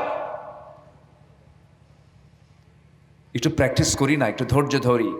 কত সময় কত দিকে ব্যয় হয়, কত সময় কত দিকে চলে যায়। যে জায়গায় বসে আছি আমরা, শুধু এতটুকু মাথায় রাখবো, আমি যতটুকু সময় আমি এখানে বসে থাকবো, আমার আমল নামা থেকে গুনাহগুলো ঝরে যাবে, সওয়াবগুলো জমা হবে। এটা কিসের বদৌলতে বলেন তো? বলেন কিসের বদৌলতে বলেন তো? কোরআনের বদৌলতে। কোরআনের সম্মানে আল্লাহ তাআলা কি অফারটা দিয়েছেন। গুনাহগুলো ঝরতে থাকবে, সওয়াবগুলো হতে থাকবে। তো এমন একটা বরকতময় জায়গা, আমরা মোনাজাতের মধ্য দিয়ে আমরা এখান থেকে বিদায় নেব। জোরে বলি ইনশাআল্লাহ, আরো জোরে বলি ইনশাআল্লাহ। তাহলে আমার দিকে একটু তাকান। তাহলে সেই জাহান্নামের গর্তের মধ্যে কারা কারা ঢুকবে আমরা একটু জেনে নেই। তাহলে আমরা ওই কাজগুলো বাদ দিয়ে দেব, আমরা ওই কাজগুলোকে বর্জন করব, তাহলে আমাদের রাস্তা ক্লিয়ার হয়ে যাবে। আমাদের সবচেয়ে বড় চ্যালেঞ্জ হলো দুনিয়াতে হেরে যাওয়া, দুনিয়াতে হেরে যাওয়া না আখেরাতে জিতে যাওয়া। বলেন বলেন বলেন বলেন বলেন। আখেরাতে জিতে যাওয়া। দুনিয়াতে হেরে যাই, সমস্যা নাই, কিন্তু আখেরাতে হেরে যাওয়া যাবে না। সবচেয়ে বড় চ্যালেঞ্জ হলো জাহান্নাম থেকে বাঁচে, জাহান্নাম থেকে নিজেকে বেঁচে নিয়ে জান্নাতের বাসিন্দা হতে পারা। আল্লাহ রাব্বুল আলামিন বান্দাকে ডাক দিয়ে বলছেন, বান্দা আমি তোমাকে এমন কিছু আমলের কথা বলবো নাকি যে আমলগুলো করলে পরে জাহান্নাম থেকে বাঁচবে তুমি, জান্নাতের মেহমান হয়ে যাবে তুমি। আল্লাহ সুন্দর করে অন্য জায়গায় বলছেন, هل أدلكم على تجارة تنجيكم من عذاب أليم تؤمنون بالله ورسوله وتجاهدون في سبيل الله بأموالكم وأنفسكم ذلكم خير لكم إن كنتم تعلمون। জোরে বলুন আল্লাহু আকবার। আল্লাহ রাব্বুল আলামিন বলছেন, বান্দা জাহান্নাম থেকে বাঁচিয়ে দিয়ে আমি তোকে জান্নাতের বাসিন্দা করব। শর্ত হলো ঈমান আনবি আমার উপরে, নবীর উপরে, আল্লাহ রাস্তায় জিহাদ করবি, মাল দিয়ে জান দিয়ে। আমি আল্লাহ তোকে জান্নাতের মেহমান বানায় নেব। জোরে কোন সুবহানাল্লাহ। ও বান্দা তুই এমন কোন গুনার কাজ করবি না। আল্লাহ রাব্বুল আলামিন বলেন, দুইটা অপরাধ করবে আমি তোকে জাহান্নামের গর্তের মধ্যে ঢুকিয়ে ফেলবো। فخلف من بعدهم خلف أضاعوا الصلاة واتبعوا الشهوات فسوف يلقون غيا। বান্দা তুমি যদি দুটো বড় অপরাধ, নাম্বার 1 হলো যারা নামাজকে নষ্ট করে ফেলেছে, জাগতিক জীবনে নামাজের কোনো গুরুত্ব দেয় নাই, নামাজের ধারে পাশেও যায় নাই, আবার নামাজ পড়েছে, নামাজ নষ্ট হয়ে গেছে, নামাজ নষ্ট করে ফেলেছে। এই বড় একটা অপরাধ যে বান্দা করবে, আমার আল্লাহ তাআলা কঠোর শব্দ প্রয়োগ করে বলছেন, ওই সমস্ত বান্দাকে জাহান্নাম শুধু নয়, জাহান্নামের গর্তের মধ্যে আমি আল্লাহ ঢুকাইয়া দেব। জোরে কোন নাউযু বিল্লাহ। তাহলে 1 নম্বর বড় অপরাধ হলো কি ছেড়ে দেওয়া? আসতে বলেন, কি ছেড়ে দেওয়া বলেন? নামাজ ছেড়ে দেওয়া। আমার দেশে নামাজ ছেড়ে দেওয়া লোক বেশি না নামাজ আদায় করা লোক বেশি? বলেন, নামাজ আদায়ের লোক বেশি না নামাজ ছেড়ে দেওয়া লোক বেশি? নামাজ ছেড়ে দেওয়া লোক বেশি। তাহলে আমি এখন বলি, যদি প্রশ্ন করি, আমার দেশে জান্নাতি লোক বেশি না জাহান্নামী লোক বেশি? হ্যাঁ, আমি কিন্তু কোরআন দিয়ে কথা বলছি, রাগ করা যাবে না। একটু গায়ে যদি লেগে যায় মেনে নিতে হবে। তো রাগ করতেছেন নাকি আপনারা? তাহলে যারা বেনামাজি কর্মীর নেতৃত্ব দেয়, বেনামাজি কর্মীর নেতৃত্ব কি নামাজি লোক দেয় না বেনামাজি লোক দেয়?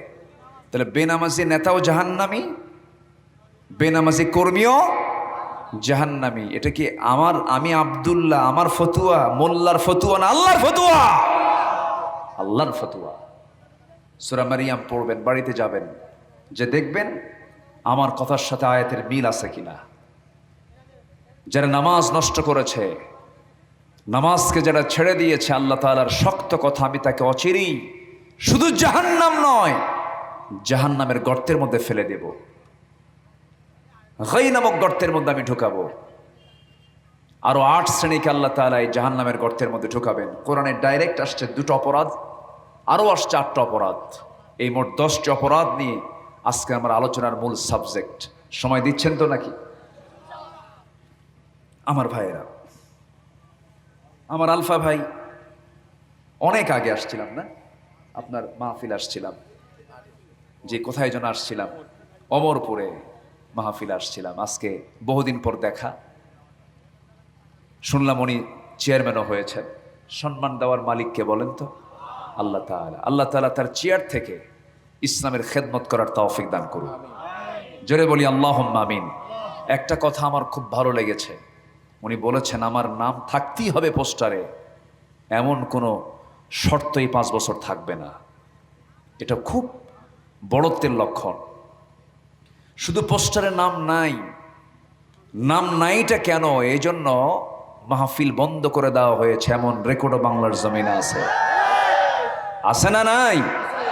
যারা নিজের নামকে প্রকাশ করার জন্য, নিজের আমিত্বকে প্রকাশ করতে গিয়ে, নিজের বড়ত্বকে প্রকাশ করতে গিয়ে যারা কোরআনের আওয়াজ যারা বন্ধ করতে চায়, তারা হচ্ছে এই জামানার নতুন ফেরাউন। ঠিক না? এটা ঠিক না। এক মাকে শীত যায় না তো? এক মাকে শীত যায়? চাকা একদিকে থাকে না, চাকা ঘুরে।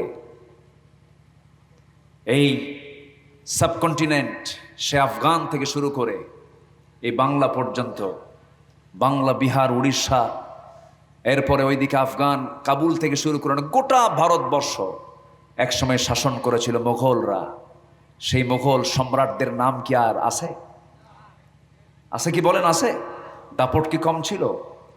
চেঙ্গিস খান, হালাকু খান, এই যে বড় বড় জালিমরা কত বড় জুলুম করে গোটা পৃথিবীকে তছনছ করেছে। কোথায় কোথায় তাদের সেই দাপট? সব হেরে গেছে। সেই ফেরাউন কোথায়? নমরুদ কোথায়? সাদ্দাত কোথায়? কারুন কোথায়? নমরুদরা কোথায়? সব দুনিয়া থেকে নিশ্চিহ্ন হয়ে গেছে। পৃথিবীর কোনো মানুষ মোহাব্বত করে তার সন্তানের নামটা নমরুদ রাখে না, রেখে দেয় ইব্রাহিম। পৃথিবীর কোনো বাবা তার সন্তানের নামটা মোহাব্বত করে ফেরাউন রাখে না, রেখে দেয় মূসা। পৃথিবীর কোনো সন্তানের বাবা তার সন্তানের নাম রেখে দেয় না আবু জাহেল, রেখে দেয় মুহাম্মদ। ঠিক কি না? তাহলে বুঝতে হবে, ভালো কাজ করলে তার নাম কিয়ামত পর্যন্ত থেকে যাবে সুনামের সাথে। খারাপ কোনো কাজের সঙ্গে আমরা সম্পর্ক রাখবো না, খারাপ কোনো কাজে আমরা যাব না। জোরে বলি ইনশাআল্লাহ। আমার ভাইয়ের এই কথাটা আমাকে দারুণ আকৃষ্ট করেছে। শুধু মুখে দাওয়াত দিলেই আমরা চলে আসব, শুধু মুখে বললে আমরা মাহফিলে চলে আসব। এবং নামটা দিতে নিয়ে হয়তো বা একজনের নামটা একটু উপরে উঠছে, আরেকজনের নামটা একটু নিচে আসছে, এটা নিয়েও মাহফিলে মারামারি। আসতে বলবেন না? আছে না নাই? আপনার কলিজা এত ছোট, তো নেতা হইতে আসছেন কেন? আপনি এতটুকু ছাড় দিতে পারবেন না জনগণের জন্য? আপনার নেতৃত্ব দেওয়ার কোনো গুণগত দিক আপনার মধ্যে নাই। ছাড় দিতে হবে, নেতাকে বহু কথা শুনতে হবে, নেতার চামড়া হতে হবে গন্ডারের মতো, ঘুতা মারলেও টের পায় না। অনেক গালি আপনার কানে আসবে, অনেক কথা আপনাকে শুনতে হবে। সাইয়েদনা ওমর ফারুকের নাম শুনছেন তো সবাই? কে বলেন? কয় নাম্বার খলিফা? বলেন কয় নাম্বার খলিফা? ছোটখাটো লোক নাকি? আল্লাহ তাআলা এত পছন্দের বান্দা তাকে হিসেবে কবুল করেছেন, দুনিয়াতেই আল্লাহ তাআলা তাকে বেহেশতের সংবাদ জানিয়ে দিয়েছেন। তিনি জুমার খুতবা দিচ্ছেন, জুমার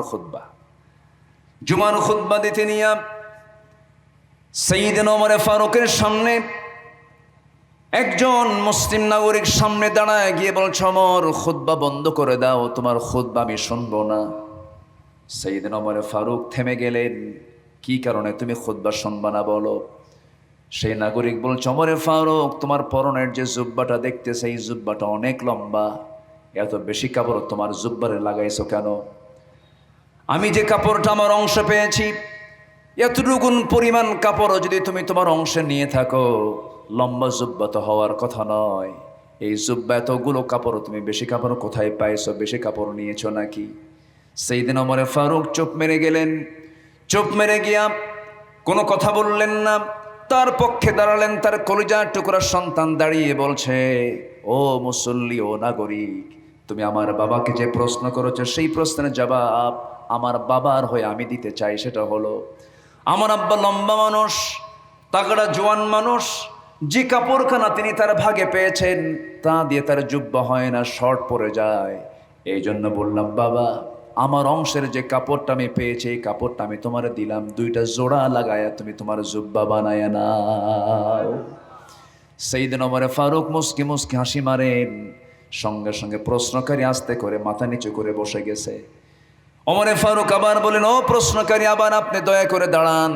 যদি এমনটা হতো, এই জবাব যদি আজকে আপনার কানে না যেত, আমি আমার ছেলের অংশ না নিয়ে আমার ক্ষমতার বলে দাপটে যদি কাপড়টুকু বেশি নিয়ে যদি জুব্বা বানাতাম, তাহলে কি করতে বলো? সঙ্গে সঙ্গে প্রশ্নকারী তরবারি বের করে বলছে, এই তরবারি দিয়া তোমার কল্লাটা কেটে নিতা। কথা বোঝা যায়? নেতৃত্ব দেওয়ার জন্য গুণ দরকার। কিয়ামতের দিন মুসল্লির জন্য যতটুকু জবাব দিতে হবে তার চেয়ে বেশি জবাব দিতে হবে ইমামের। কারণ ইমাম শুধু নিজের নামাজ পড়ে না, সবাইকে নিয়ে নামাজ পড়ায়। সবার দায়িত্ব তিনি কাঁধে নেন, এরপরে তিনি নামাজের দায়িত্ব নেন। এই পৃথিবীতে দায়িত্ব যারা যত বেশি, জবাবদিহিতা তার তত বেশি। এই জন্য it is must to safer to obey then to rule. নেতৃত্ব দেওয়ার চাইতে অনুগত থাকাটাই ভালো ছিল। মুসল্লি হলে আমি একা, আমার নিজের নামাজের জবাবদিহিতা আল্লাহর কাছে করতে হবে। কিন্তু আমি যখন নামাজের দায়িত্ব পালন করব, জবাবদিহিতা শুধু একার না, সবার জবাবদিহিতা তাকে আদায় পালন করতে হবে। আমি কতটুকু দায়িত্ব পালন করেছি। আমার বন্ধুগণ, আমার ভাইরা, একটু মনোযোগ দিয়ে কতগুলো শুনুন। নামাজ আছে যার, সব আছে তার, নামাজ নাই যার নামাজ নাই তার কিচ্ছু নাই। এক নম্বর অপরাধ আমার আল্লাহর কাছে কি ছেড়ে দেওয়া? বলেন, আসতে বলবেন না, কি ছেড়ে দেওয়া? নামাজ ছেড়ে দেওয়া। যে বান্দা দুনিয়াতে নামাজ ছেড়ে দেবে, কিয়ামতের দিন সে অন্ধ হয়ে উঠবে আল্লাহর আদালতে, অন্ধ হয়ে। হাসরের ময়দানে তার চোখ থাকবে না। ومن أعرض عن ذكري فإن له معيشة ضنكا ونحشره يوم القيامة أعمى قال رب لم حشرتني أعمى وقد كنت بصيرا قال كذلك أتتك آياتنا فنسيتها وكذلك اليوم تنسى। জোরে বলুন আল্লাহু আকবার। আল্লাহ বলছেন, যারা আমার জিকির থেকে নিজেকে গুটিয়ে রাখবে, জিকির মানে হলো নামাজ, জিকির মানে কোরআন।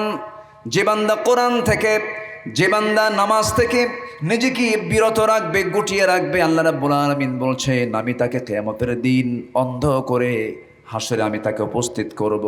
সেই দিন অন্ধ হয়ে ওই বান্দা বলবে, আল্লাহ আমাকে আজকে তুমি কেন অন্ধ করে তুলেছ? আল্লাহ বলবেন, আমি তোকে আমার কালাম দিয়েছি, তোকে আমি আমার কালাম কোরআন দিয়েছি, তুই কোরআনের সঙ্গে থাকিস নাই, কোরআনের সঙ্গে কোনো সম্পর্ক রাখিস নাই, আমার জিকির থেকে তুই নিজেকে গুটিয়ে রেখেছিস, নামাজ পড়িস নাই, এই জন্য আজকে তোকে আমি অন্ধ করে তুললাম।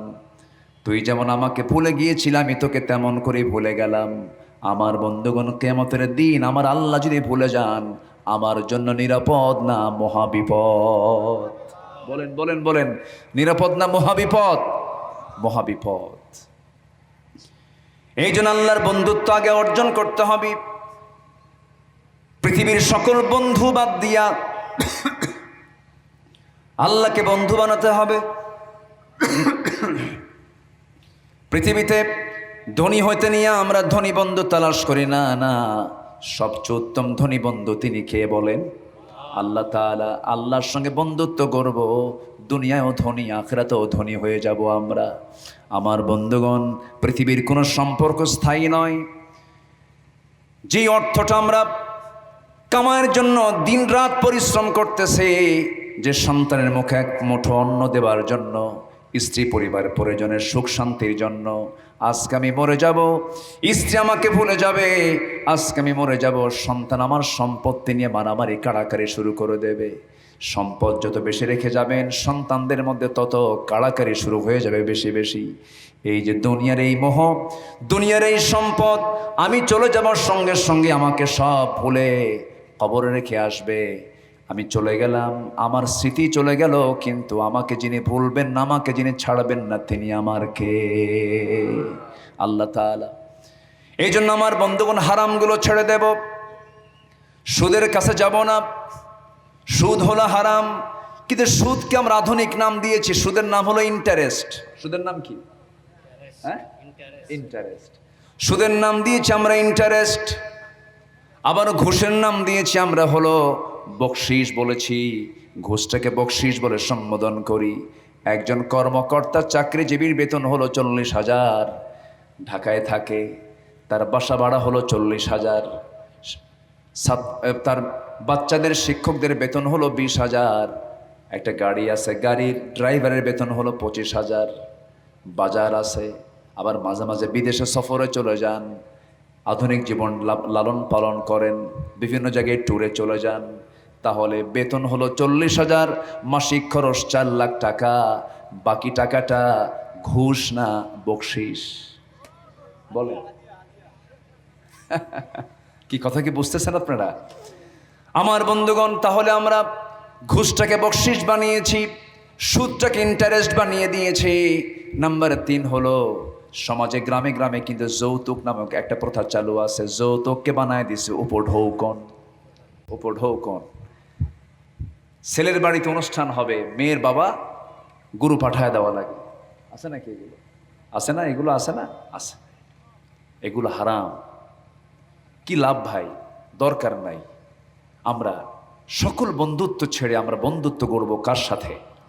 আসতে বলবেন না, কার সাথে? নামাজটা পড়লে সবচেয়ে বেশি খুশি হন কে? বলেন তো, কে খুশি হন? আল্লাহ তাআলা। আমার আল্লাহ এতটুকু অস্থির হয়ে যান।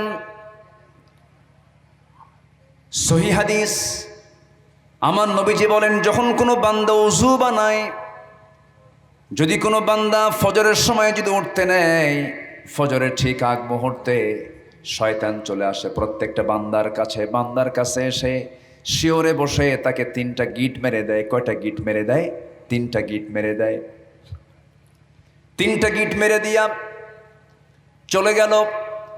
আমার রাসূল বলছেন, ও আমার সাহাবীরা, শয়তানের বেঁধে দেওয়া এই 3টা গিট যদি ছুটাতে চাও, 1 নাম্বার গিট ছুটবে হলো, যখন তুমি আজানটা শুনবে, সঙ্গে সঙ্গে পিঠটাকে বিছানা থেকে ডিটাচ করে ফেলবে, উঠায় নেবে। সঙ্গে সঙ্গে এই যে ঘুম থেকে উঠে বসলে একটা গিট ছুটে গেল। এরপরে তুমি ওযু বানাবে, ওযু বানানোর মধ্য দিয়ে আরেকটা গিট ছুটে গেল। আরেকটা তুমি কাজ করবে, ওযু বানায়া বাড়ি থেকে মসজিদ যত দূরে হোক না কেন, আর যতই কাছে হোক না কেন, দূরে হোক কাছে হোক, বাড়িতে নামাজ পড়লে 1 গুণ সোয়াব, মসজিদে নামাজ পড়তে গেলে ন্যূনতম 27 গুণ সোয়াব, আর মক্কায় নামাজ পড়তে পারলে 1 লক্ষ গুণ সোয়াব। একটু আস্তে বলি সুবহানাল্লাহ। মক্কায় যাবেন না আপনারা? আজ থেকে মক্কায় যাবেন না? এখন মক্কা নগরটা লোক কম না বেশি? এই মাসের নাম কি? বলেন বলেন বলেন বলেন, এই মাসের নাম কি? গোশত খাওয়ার মাস নাকি? গোশত খাওয়ার মাস। আল্লাহ খেতে বলেছেন, গোশত খাই আমরা, সমস্যা নাই। এই মাসের সাথে অনেক স্মৃতি জড়িত আছে। আমি বলবো, যদি আপনি আমাকে সময় দেন, আমি প্রয়োজনে আমি বহু সময় দিতে রাজি আছি, কিন্তু আপনার থাকতে হবে। কারো কোনো আপত্তি নাই তো? জোরে বলি ইনশাআল্লাহ। এই মাসের সাথে একটা পরিবারের খুব সম্পর্ক আছে, সেটা হলো ইব্রাহিম পরিবার। কি পরিবার বলেন তো? ইব্রাহিমের পরিবার। সকল কাজের সাথে ইব্রাহিমের সম্পর্ক আছে না নাই বলেন তো? আছে। আমি বলবো একটু পরে। সম্মানিত ভাইয়েরা, সম্মানিত বন্ধুগণ, নামাজ হচ্ছে আল্লাহর সঙ্গে সম্পর্ক গড়ার একমাত্র মাধ্যম। অন্য কোনো মাধ্যমে আল্লাহকে কাছে পাওয়ার কোনো সুযোগ নাই। আমার বন্ধুগণ, যখন কোনো বান্দা ঘুম থেকে উঠলো, একটা গিট ছুটে গেল, ওযু বানালো, দুইটা গিট ছুটে গেল, ওযু বানায়া মসজিদের দিকে রওনা দিল।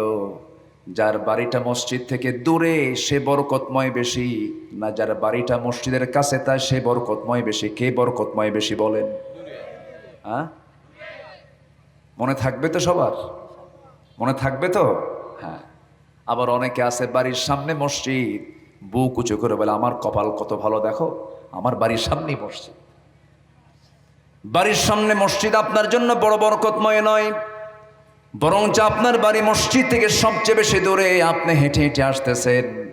আমার আল্লাহ তাআলা ওই বান্দা, যে বান্দা বেশি হেঁটে হেঁটে কদম কদম ফেলে ফেলে যে বান্দা মসজিদে আসে, আল্লাহ তাআলা তার আমলনামায় তার চাইতে বেশি বেশি সওয়াব দিয়ে দেন। জোরে বলুন সুবহানাল্লাহ।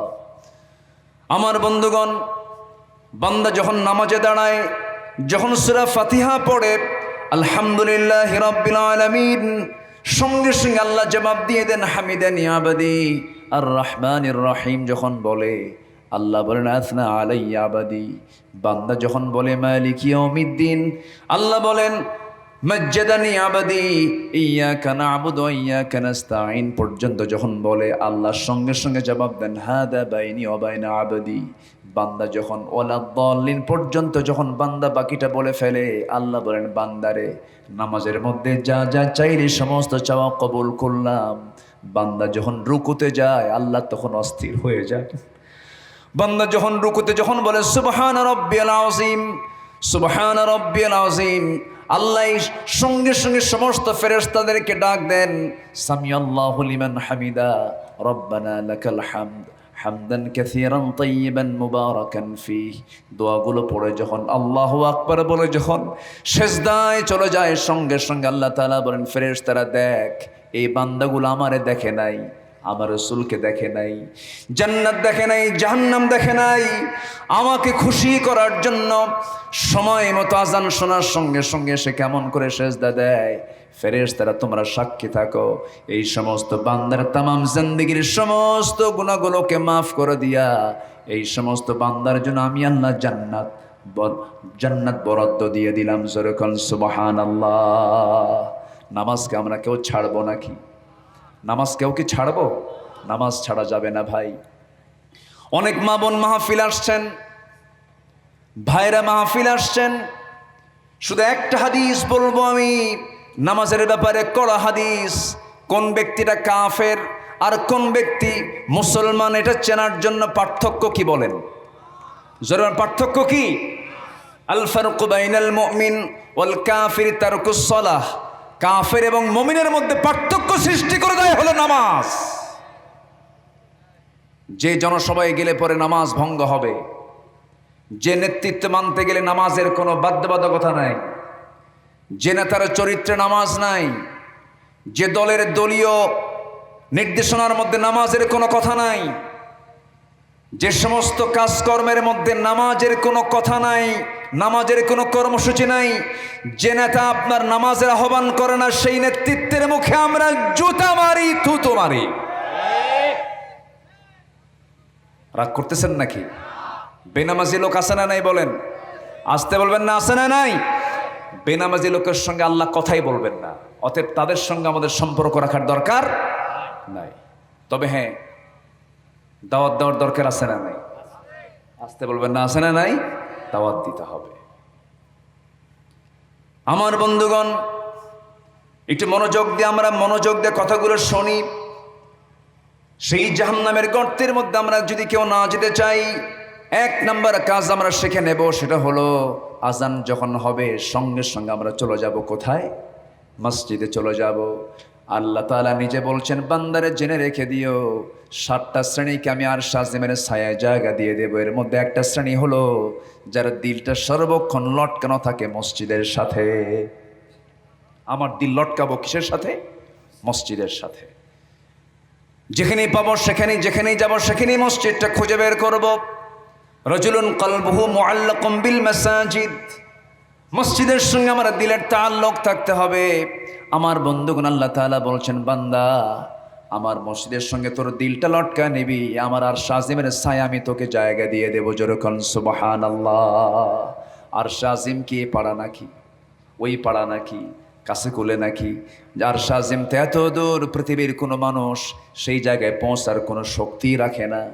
আমার আল্লাহ তাআলার আর শাজিম এক আকাশের উপরে না, 7 আকাশের উপরে। 7 আকাশের উপরে, আমরা আছি এক আকাশের নিচে। শুধু আমরা এক আকাশ দেখতে পাই। আল্লাহ বলছেন, বান্দারে তোর দিলটা মসজিদের সঙ্গে লটকায় দিবি, সর্বক্ষণ মসজিদের সঙ্গে দিলটা লাগিয়ে রাখবে। আজান যখন হবে মসজিদের দিকে চলে যাবি। আমি নিজে কসম করছি, ও বান্দা তোর জন্য কোনো চিন্তা না, আমি তোকে স্পেশাল ফ্লাইটে করে আমার আর শাজিমের ছায়ায় তোকে জায়গা দিয়ে দেব। কি অফার, কি প্রস্তাব দেখেন আমার আল্লাহ তাআলার নামাজের ব্যাপারে। আমার বন্ধুগণ, নামাজের ব্যাপারে আমার রাসূল খুব তাকিদ দিয়েছেন। নবীজি দুনিয়া থেকে বিদায় নিয়েছেন, বিদায়ের পূর্বের সর্বশেষ বক্তব্য ছিল নামাজ নিয়া। কোন সাহাবীর সঙ্গে দেখা হলে প্রথম নামাজের খবরটা নিতেন। আমার নবীজি নিজে তার জীবনে 27টা যুদ্ধের নেতৃত্ব দিয়েছেন। কয়টা যুদ্ধের বলেন? 27টা যুদ্ধের নেতৃত্ব দিয়েছেন। হজ করছেন কয়বার বলেন না ভাই, একটু কথা বলেন। হজ করেছেন কয়বার? আর যুদ্ধের নেতৃত্ব দিয়েছেন কয়বার? 27 বার। তাহলে হজ করলেন জীবনে একবার, আর যুদ্ধের জিহাদের নেতৃত্ব দিলেন কতবার? 12 বার, 27 বার। আমাদের দেশে সব বক্তা, সব আলোচক, সব ধরনের আলেম হজের বয়ান করেনি এমন কোন আলেম কি আছে? নাই। কিন্তু সবাই কিন্তু হজের বয়ান করে, হজের বয়ানে কোনো সমস্যা নাই, কিন্তু জিহাদের বয়ান করতে একটু চিন্তায় পড়ে। আছে কিনা বলেন? আছে কিনা বলেন? অথচ রাসূল জিহাদ করেছেন 27 বার, নেতৃত্ব দিয়েছেন তিনি, আর হজ করেছেন মাত্র জীবনে একবার। আমি বলছি না যে হজের গুরুত্ব নেই, হজের গুরুত্ব আছে, কিন্তু জিহাদের গুরুত্ব আছে না নাই? আসতে বলে, আসতে বলে। জিহাদের গুরুত্ব অত্যাধিক।